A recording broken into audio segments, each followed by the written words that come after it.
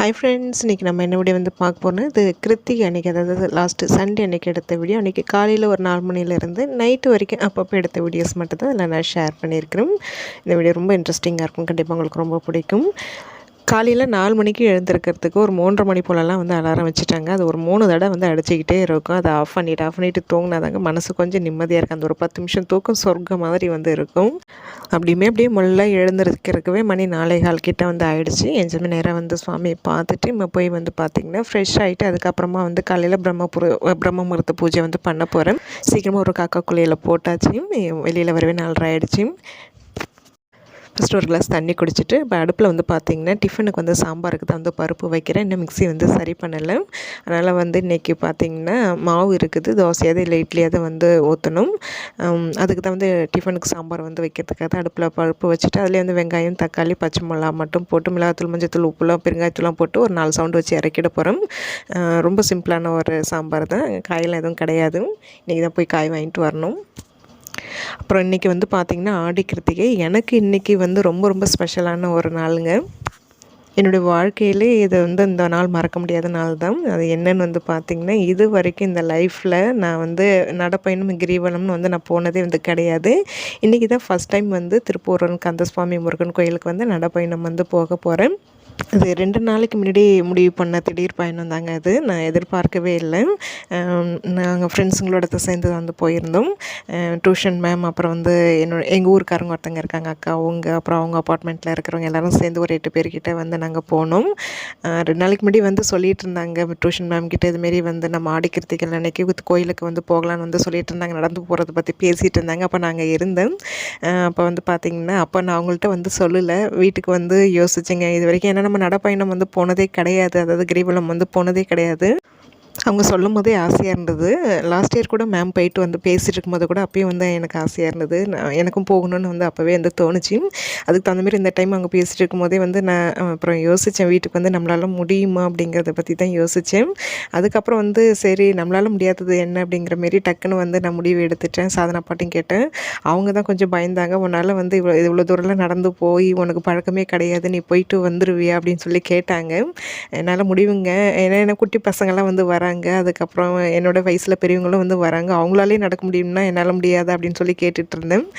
நம்மளால் முடியாததோ எதுவும் கிடையாதுன்னு ஒரு பக்கம் நினச்சாலும், ஒரு பக்கம் கொஞ்சம் ஒரு பயம் இருந்துகிட்டே தான் இருந்தது. நம்மளால் வந்து முழுசாக வந்து போயிட்டு வந்துட முடியுமா? ஒரு 7 கிலோமீட்டர் தான், கம்மி தூரம் தான், இருந்தாலும் வந்து போயிட முடியுமான்னு கொஞ்சம் யோசித்தேன். அப்புறம் வந்து நானே மசு தேய்ச்சிட்டு கண்டிப்பாக போயிட்டு வீட்டுக்கு நல்லபடியாக வந்துடலான்னு நானே முடிவு எடுத்துகிட்டு அப்புறம் எங்கள் ஊர் அக்காட்ட வந்து அப்புறம் நான் கேட்டேன், அக்கா நானும் வரலாமான்னு கேட்டதுக்கு தாராளமாக வாமா அப்படின்னு சொன்னாங்க. அப்புறம் வந்து அவங்கள்ட்டையும் வந்து நான் கன்ஃபார்ம் பண்ணிவிட்டு வரேன்னு சொல்லி, இது வரைக்கும் கிரிவலம் போயிட்டு வந்தவங்க யாராவது வீடியோ வந்து பார்த்திங்கன்னா, பார்க்குறவங்களுக்குலாம் இது கொஞ்சம் ஒரு சப்பமேட்டராக தான் வந்து இருக்கும். எனக்கு இது வந்து ஆனால் ஒரு பெரிய விஷயந்தாங்க. ஏன்னா ஃபஸ்ட் டைம் வந்து போகிறோம் இல்லைங்களா, எனக்கு அது வந்து கொஞ்சம் பெரிய விஷயமாக தான் வந்து எனக்கு தோணுச்சு.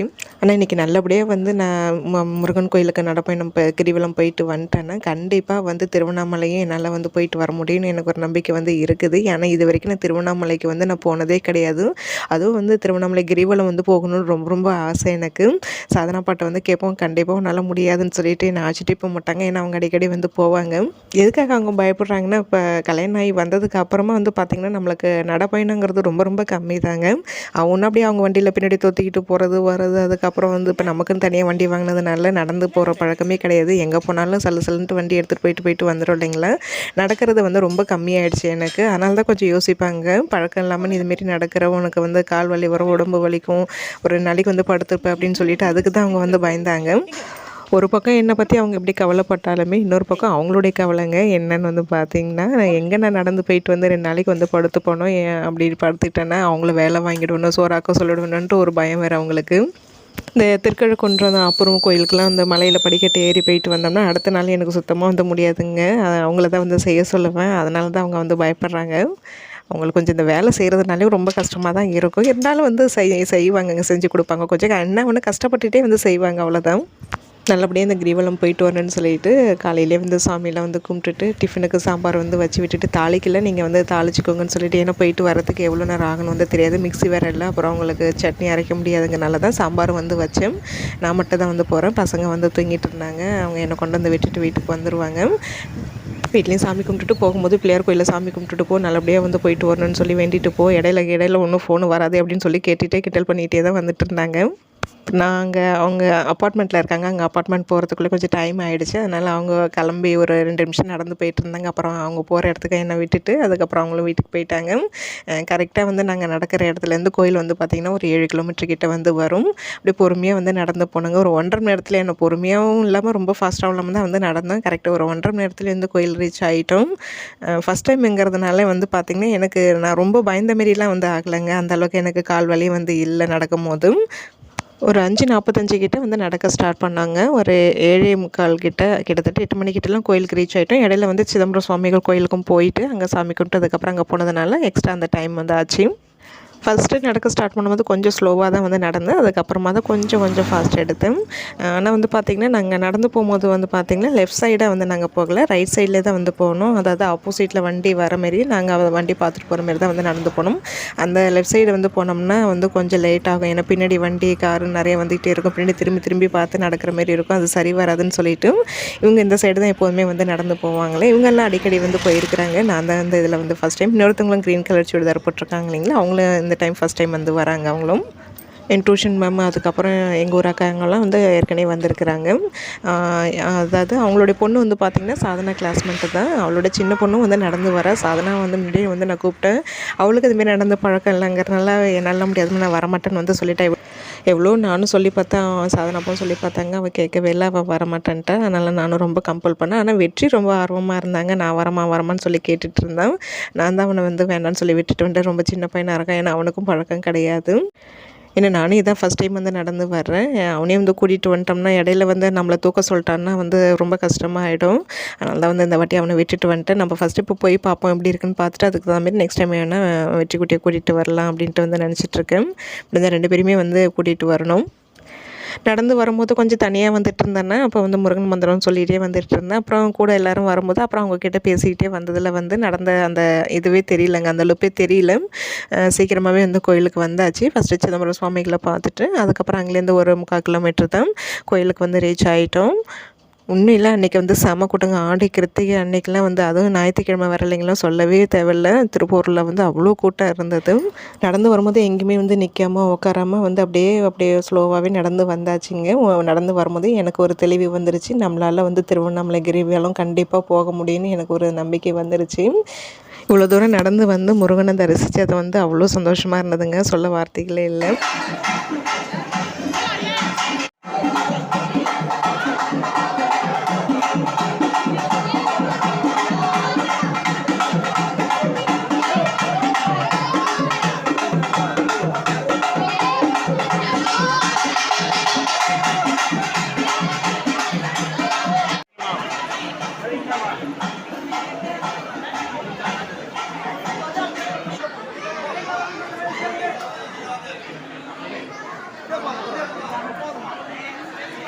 பொது தரிசனத்தில் போனோம்னா கரெக்டாக 3 மணி நேரத்துலேருந்து 4 மணி நேரம் ஆகிடும் சாமி பார்க்குறதுக்கே. அதுக்கப்புறம் இந்த ₹20 ₹100 கியூலாம் பார்க்கும்போது பார்த்திங்கன்னா அதுவே 2 மணி நேரத்துக்கு மேலே ஆகிடும்னு சொல்லிட்டு அப்புறம் வெளியில் அந்த சர்வில் ஒன்று வச்சுருப்பாங்க, அது மேலே ஏறி நின்று சாமி வந்து பார்க்கலாம், நல்லா தெளிவாக தெரியும். அப்படி நம்ம நின்று பார்க்கும்போது நாங்கள் பார்க்குற டைமில் கரெக்டாக தீபார்த்தனை வந்து காமிச்சாங்க. அதுவே இன்னும் ரொம்ப சந்தோஷமாக இருந்ததுங்க. நல்ல தரிசனம் முருகனை பார்த்துட்டு அதுக்கப்புறமா வெளியில் வந்து பிரசாதம்லாம் வாங்கி சாப்பிட்டுட்டு அதுக்கப்புறம் ஆட்டோ ஏறி வீட்டுக்கு வந்தாச்சு. வீட்டுக்கு வரதுக்கு கரெக்டாக 9 மணி போல் எனக்கு ஆயிடுச்சு. கூட வந்துருந்தாங்க பார்த்திங்கன்னா காஃபி போட்டு எடுத்துகிட்டு வந்துருந்தாங்க இன்னொருத்தவங்க. அப்புறம் காஃபி ஆளுக்கு ஒரு கிளாஸ் வந்து குடிச்சிட்டு அதுக்கப்புறமா பிரசாதம் சாப்பிட்டுட்டு அப்புறம் கிளம்பியாச்சு.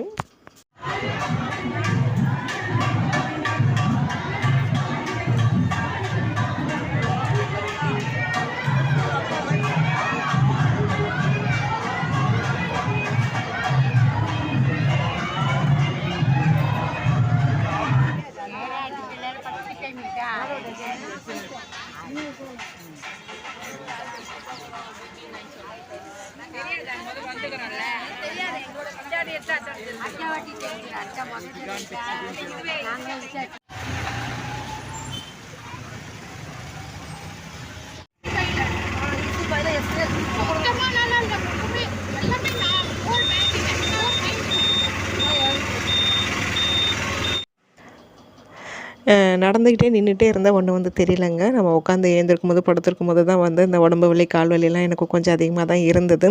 ஆனால் உண்மையிலே அவங்க நினச்ச மாரி அன்றைக்கி மதியம் சமையல் வந்து அவங்க தான் வந்து செஞ்சாங்க. நான் வந்து பார்த்திங்கன்னா எதுவுமே வந்து செய்யலை. தயிர் சாதமும் கோவக்காய் வறுவல் மட்டும் தான் வந்து பண்ணியிருந்தாங்க. அன்றைக்கி மதியம் கூட வந்து என்னால் வந்து சாமி கும்பிட்றதுக்கு முடியல, ரொம்ப டயர்டாக இருந்ததுனால. அப்புறம் ஈவினிங் போல் தான் வந்து சாமி கும்பிட்டேன்.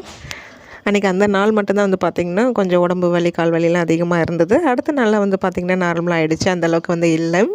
என் ஹஸ்பண்ட் பயந்த மாரிலாம் அந்தளவுக்கு எதுவும் கிடையாது. வீட்டுக்கு வந்ததே எனக்கு அவ்வளோ ஒரு சந்தோஷங்க. அவங்கள்ட்ட சொல்லிட்டு இருந்தேன், கண்டிப்பாக நம்ம திருவண்ணாமலை கிரிவலம் போயே ஆகணும்னு சொல்லிட்டு இருந்தேன். அது இல்லாமல் இங்கே தைப்பூசத்துக்கு வந்து நம்ம கிரிவலம் போகலான்னு வந்து சொல்லியிருக்கிறேன். ஃபேமிலியோடு சேர்ந்து போகும்னு சொல்லிட்டு இருந்தேன். சரின்னு சொல்லியிருக்கிறாங்க. அப்புறம் வந்து ஈவினிங் போல் தான் அப்புறம் வந்து சாமி கும்பிட்டதெல்லாம் நான் அன்றைக்கி ஷார்ட்ஸில் வந்து நான் ஷேர் பண்ணியிருந்தேன். அதுக்கப்புறம் கொஞ்சம் கடைக்கு போயிட்டு வர வேலை இருந்தது. நான் வரலன்னு சொல்லி வந்து கேட்கல, நீனு தான் வந்தாகணுன்ட்டாங்க. அப்புறம் கூட போயிட்டு அதுக்கப்புறமா 1, 2 திங்ஸ்லாம் காலியாக இருந்தது. அதெல்லாம் வந்து வாங்கிட்டு வீட்டுக்கு வரத்துக்கு நைட்டு ஒரு 7:30 மணிக்கு மேலேயே வந்து ஆயிடுச்சு. அதுக்கப்புறமா டிஃபன் வேலையெல்லாம் வந்து முடிச்சுட்டு வழக்கம் போல் கிச்சன் வேலையெல்லாம் வந்து முடிச்சுட்டு என்னோடய வேலையை வந்து நான் ஸ்டார்ட் பண்ணிட்டேன். மெயினாக மிக்ஸி சரி பண்ணுறதுக்காக தான் வந்து எடுத்துகிட்டு போயிருந்தோம். அங்கே வந்து பார்த்திங்கன்னா மோட்ரு எதோ மாற்றணும், இல்லை பாஸில் மாற்றணும், 1200 ஆகணுன்னாங்க. வாங்கினதே மிக்ஸி வந்து பார்த்திங்கன்னா 1500 தான், கிட்டத்தட்ட 3 வருஷம் கிட்டக்கு மேலே ஆகிடுச்சு. அப்புறம் வேறு 2, 3 கடைக்கு போனோம், கடை பூட்டி இருந்தது. சரி, அதுக்கப்புறம் வந்து இன்னும் 2, 3 கடை பார்த்துட்டு வேணும்னா வந்து சரி பண்ண முடியுமான்னு கம்மியான ரேட்டில், அதாவது சரி பண்ணுறதுக்கு கம்மியாச்சுன்னா சரி பண்ணிக்கலாம், அப்படி இல்லைன்னா புது மிக்ஸியை வந்து வாங்கிக்கலான்னு வந்து சொன்னாங்க. அப்புறம் அந்த ஆரோக்கு ஃபில்ட்ரு வந்து மாற்றணும், அது வாங்கி ரொம்ப நாள் ஆகிடுச்சு. அதுக்கப்புறம் அந்த டேபு வந்து பார்த்திங்கன்னா ரொம்ப பழசாக போயிடுச்சு. அதுலேருந்து தண்ணி லீக் ஆகுது, உள்ள வாஷர் ஏதோ போயிடுச்சு. அதெல்லாம் அந்த டேப் மாற்றுறதுக்காக அந்த இதுவும் வாங்கிட்டு வந்துடணும். அப்புறம் வந்து அந்த ஆரோவில் இருக்கிற தண்ணி எல்லாமே வந்து பிடிச்சி வச்சுருக்கிற ஆரோவை வந்து எம்டி பண்ணி வைக்க சொன்னாங்க. நைட்டு கிச்சன் வேலையை வந்து கம்ப்ளீட்டாக வந்து முடிச்சாச்சு. அவங்க வந்து டேப் மாற்றிட்டாங்கன்னா வந்து ஆரோவில் தண்ணி மட்டும் வந்து ஃபில் பண்ணி வைக்கணும். ஏன்னா எப்போ கரண்ட்டு போகுது வருதுன்னு வந்து சொல்ல முடியல. திடீர்னு கரண்ட்டு போகுது, தண்ணி இல்லைன்னா ரொம்ப கஷ்டமாயிடும். இன்றைக்கி இந்த விலாக் வந்து இதோட வந்து முடியுதுங்க. இன்றைக்கி இந்த ஆடி கிருத்திகை வந்து எங்களுக்கு ரொம்ப ரொம்ப சந்தோஷமாக போச்சு. அதுவும் எனக்கு ரொம்ப ஸ்பெஷலாகவே வந்து போச்சு. இதை தான் இன்றைக்கி ஷேர் பண்ணியிருக்கிறேன். கண்டிப்பாக உங்களுக்கு இந்த வீடியோ பிடிச்சிருக்கும்னு நினைக்கிறேன். வீடியோ பிடிச்சிருந்தால் லைக் பண்ணுங்கள். நாளைக்கு இன்னொரு இன்ட்ரெஸ்டிங்கான ஒரு விலாகில் வந்து பார்க்கலாம்.